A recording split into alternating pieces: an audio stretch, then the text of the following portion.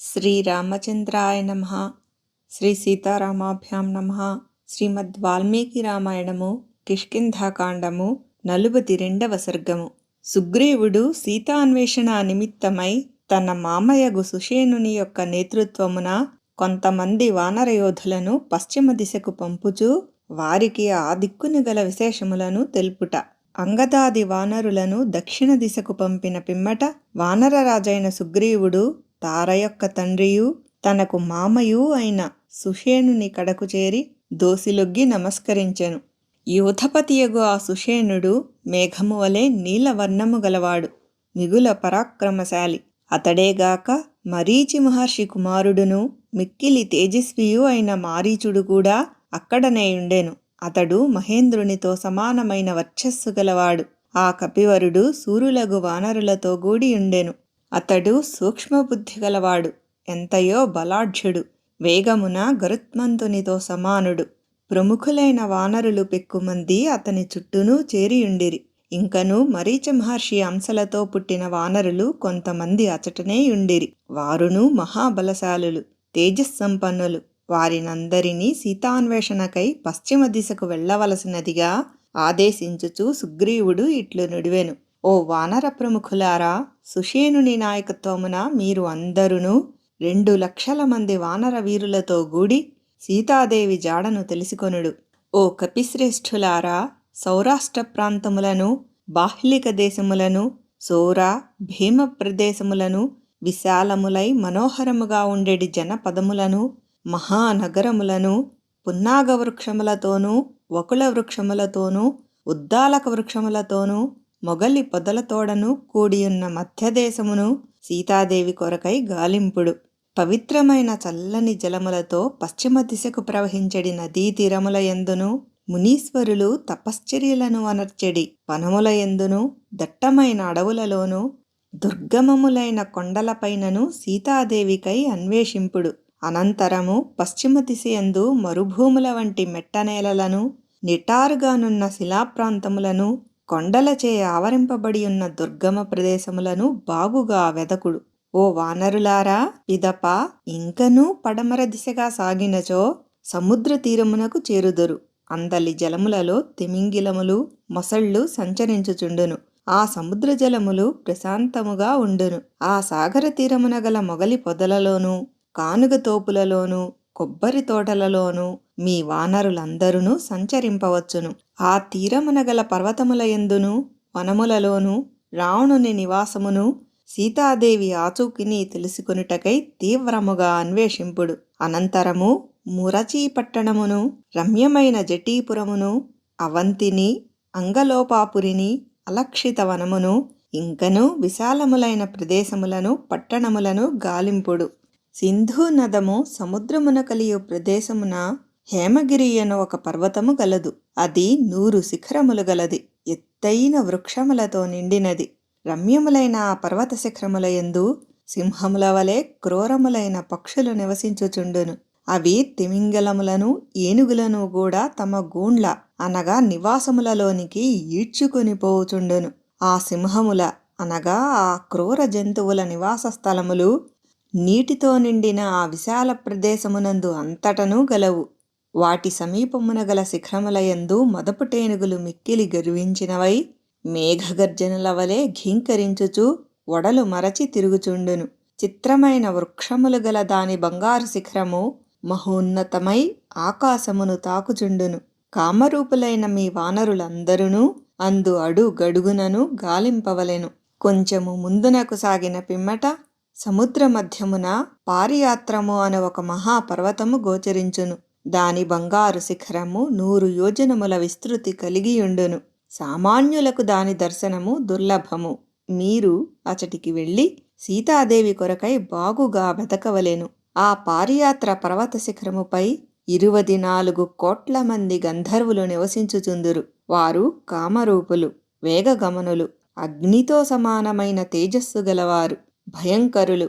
అగ్నిజ్వాలల వలె తేజరిల్లునట్టి ఆ గంధర్వులు వేర్వేరు ప్రాంతముల నుండి అచటికి చేరుచుందురు. మీరు ఎంతటి పరాక్రమవంతులైనను వారి సమీపములకు వెళ్ళరాదు, వారికెట్టి హానియు కలిగింపరాదు. ఆ శిఖరమునందలి ఎట్టి ఫలములను తీసుకొనరాదు.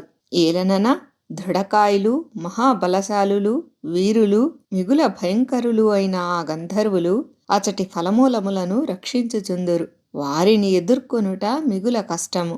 అయినను అచట జానకీదేవి జాడను తెలిసికొనుటకై గట్టిగా ప్రయత్నింపవలెను.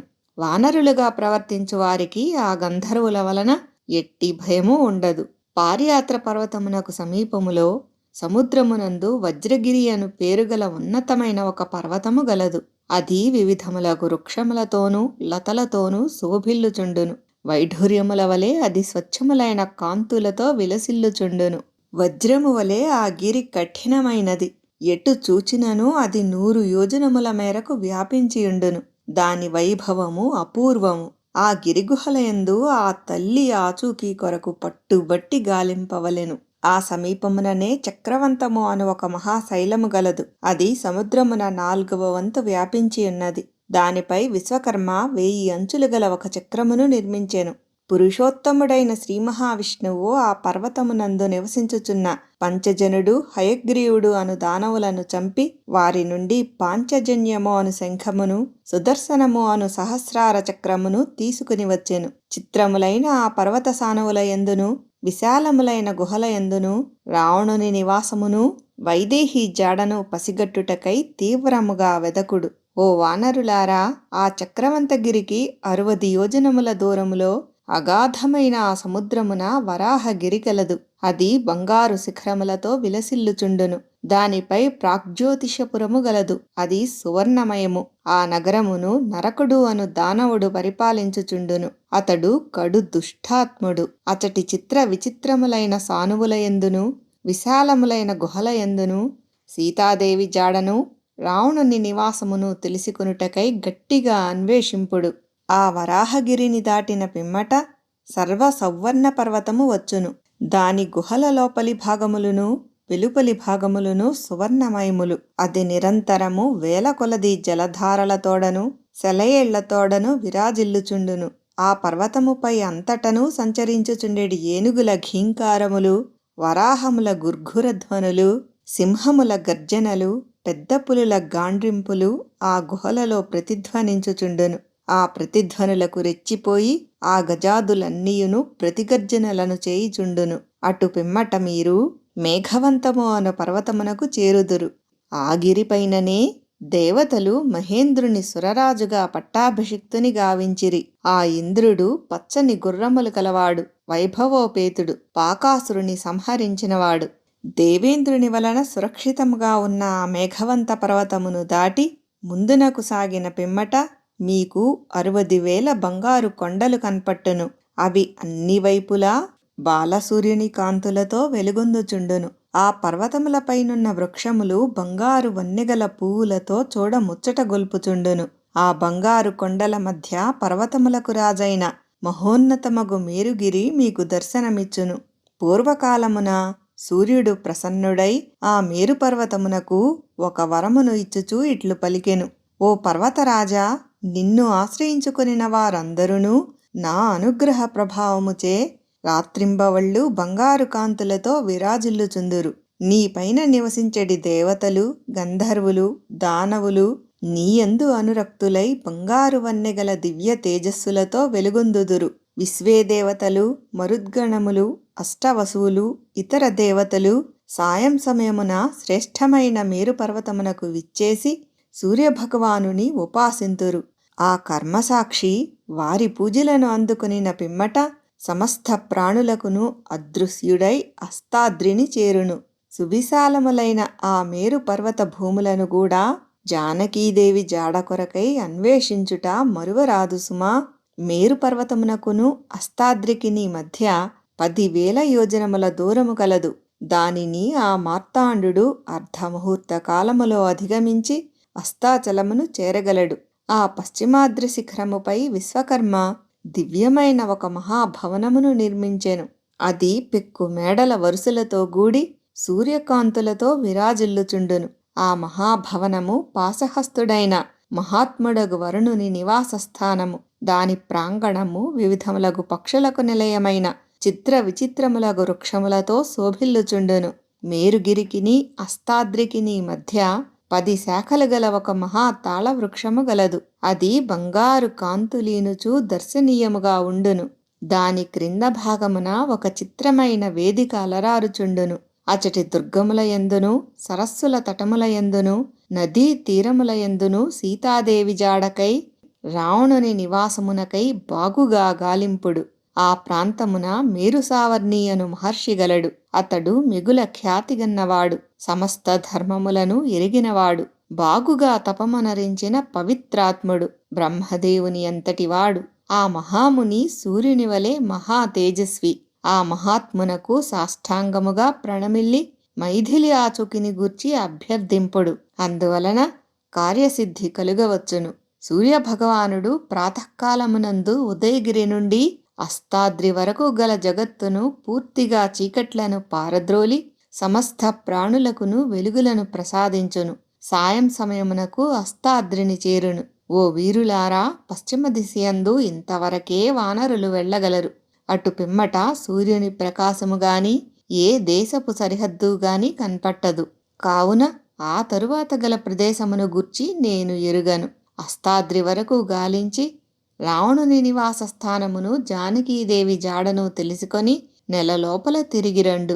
గడువు మీరి అచట మసలరాదు. సకాలంలో ఇచ్చటికి రాని వారికి నా చేతిలో చావు తప్పదు. ఓ వానరులారా, మా మామయ్యు మహాసూర్యుడు అయిన సుషేణుడు మీతో రాగలడు. మీరు నాయకుడైన ఆయన యొక్క ఆదేశములను పూర్తిగా అనుసరింపగలరు. ఈ సుషేణుడు మిగుల బలశాలి, మహాబాహువు, పైగా పెద్దవాడు, మార్గదర్శకుడు. మీరును తిరుగులేని పరాక్రమశాలులే. అయినను అన్ని విషయములయందును ఈయన మాటయే చెల్లును. ఈయన నాయకత్వమున మీరు పశ్చిమ దిశను గాలింపుడు. మహా తేజస్శాలి అయిన రామచంద్ర ప్రభు యొక్క పత్నియగు సీతామాత జాడ తెలిసినచో ఇంక మనము కృతార్థులమైనట్లే. ఆ మహాత్ముడు చేసిన మహోపకారమునకు ఆ విధముగా మనము రుణము తీర్చుకునిన వారమగుదుము. సీతాన్వేషణ కార్యము సఫలమగుటకు నేను నుడివినట్లేగాక మరి ఒక ఉపాయము మీకు తోచినచో దేశకాల పరిస్థితులకు అనుగుణముగా మీరు నిశ్చయించుకొని ఆ విధముగా చేయగలరు. సుషేణుడు మొదలగు వానర ప్రముఖులందరూ సుగ్రీవుని ఆదేశములను కడు శ్రద్ధతో వినిరి. పిదప ఆ వానరరాజు అనుమతిని గైకొని వారు ఎల్లరునూ వరుణదేవుని పాలనలో సురక్షితముగా ఉన్న పశ్చిమ దిశకు పయనమైరి. వాల్మీకి మహర్షి విరచితమై ఆదికావ్యమైన శ్రీమద్ రామాయణమునందలి కిష్కింధాకాండమునందు ఇది 42వ సర్గము.